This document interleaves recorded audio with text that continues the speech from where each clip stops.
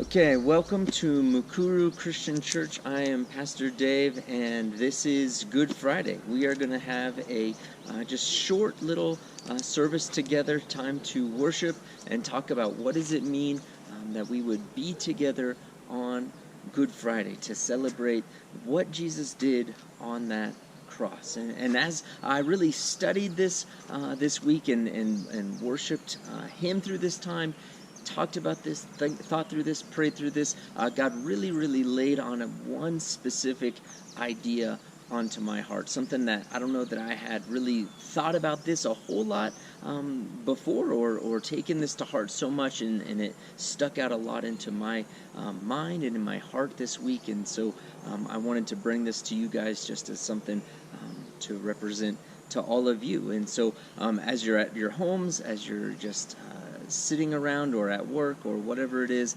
and we're all affected by this coronavirus stuff, I wanted to bring this to you as a way that we can pray together, be together, and all those kinds of things. So we're going to jump right in here in Matthew chapter 26. All of Good Friday starts with Jesus in the Garden of Gethsemane, and he takes his disciples there right after they have the Last Supper, and they go there, and he says, guys, hey, sit here while I go over there and pray. And this is what he says, Matthew 26, starting in 38. He said to them, my soul is overwhelmed with sorrow to the point of death. Stay here and keep watch with me. Going a little further, he fell with his face to the ground and prayed, my Father, if it is possible, may this cup be taken from me, yet not what I will, but as what you will. And so he's praying, Lord, if there's any way to do this differently, please let it happen that way. If there's any way, Father, if there's any way to do this another way, can we do it another way? But Father, not my plan, your plan. And so he puts all of this under God. He knows that his entire life has been leading to this point. And it's hard. He cannot imagine how hard it's going to be on that cross, to feel that pain, to feel that last breath go out of his body. But worse than all of that is to feel the weight of the sin of the world, your sin and my sin and everybody's sin, to go on him. That will be the hardest thing, and to feel disconnected from his Father is going to be the hardest thing. Jesus knows that is coming his entire life, that has been coming. And so he's like, Father, if there's any other way that we can do this, any other way we can bring forgiveness to the people, is there a way?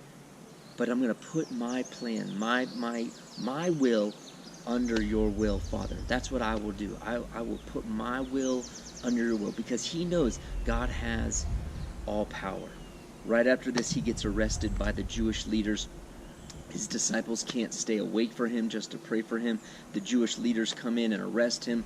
Judas betrays him. They put him on their silly little trial. They're like, hey, I heard you say this thing and that thing. They put him on trial. They take him to the Romans. He goes in front of Pontius Pilate, who's the Roman governor, and he has to find out, all right, what did this guy really say? What is he really doing? Should we really crucify him? And so they're like, no, you got to crucify him. He did all this stuff. He's a terrible guy. He's claiming to be the king of the Jews. He's claiming to be just as much as our God and all this kind of stuff. And so he puts him on trial, and after he has him whipped, after he's having him beaten up, Jesus isn't saying anything. He's not trying to defend himself. He's not trying to get out of trouble. And so he does this. This is in John 19, 10, and 11. He says this, verse 10, do you refuse to speak to me? Pilate said, don't you realize I have power either to free you or crucify you? And watch this. Jesus says, you have no power over me if it were not given to you from above. Therefore, the one who handed me over to you is guilty of a greater sin. And I chose those two verses. Those are the two that really stuck out to me, because what it shows here is Jesus puts all of his power, all of his authority, everything under the Father.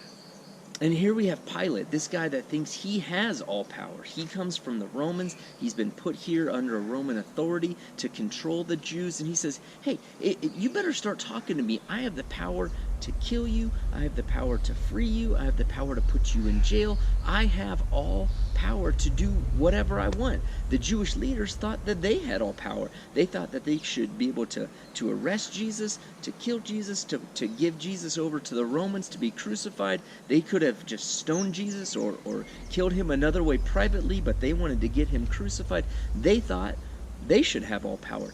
Everyone thought that they had power, but really Jesus, the one who does have power, said, Lord, I'll put my will under yours. Why do we celebrate Good Friday? It's such a hard thing to think about.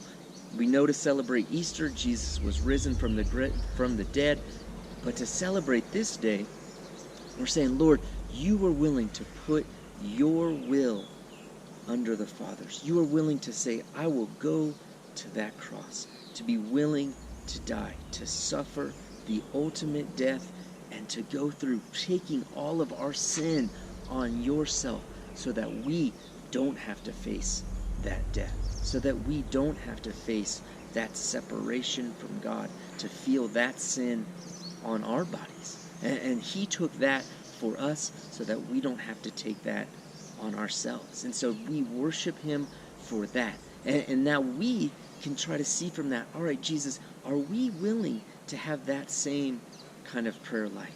Are we willing to say, all right, I really don't have any kind of power to say, God, this is my prayer, now give me what I want.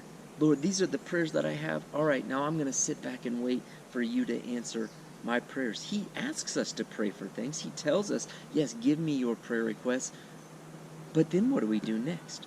Do we say, Lord, now this is my will, so let it be done? Or we say, Lord, this is my will, but your will be done. And so this is what I saw when I was reading in this text. Lord, how often do I say, God, here's my prayers, and then if I don't start to get what I want, am I just getting anxious? Am I getting scared? Am I getting upset? Am I getting worried because my prayers aren't getting answered, or the world isn't starting to look the way that I think it should? And right now, it's a very scary looking kind of world. And with the coronavirus and jobs and stress and wealth and health and all the things that don't look like they are going the way that we think that they should go, can we look at the world honestly right now and say, Lord, here's the thing that I am praying for, but not my will, but your will be done. Lord, for the job that you might want me to have, for the things to go the way that you want them to go, Lord, not my will, but you want it. Your will be done, Lord. And that's the way I want us to look at this today. Can we worship God not just for what he has done in the past, but Lord, I'm going to worship you for what you're doing right now in my present. All right, I love you guys. I'm praying for you every day. I'll see you again for Easter. We're going to have a great time celebrating for that, and we're all going to be back together again soon. All right, I'll talk to you then.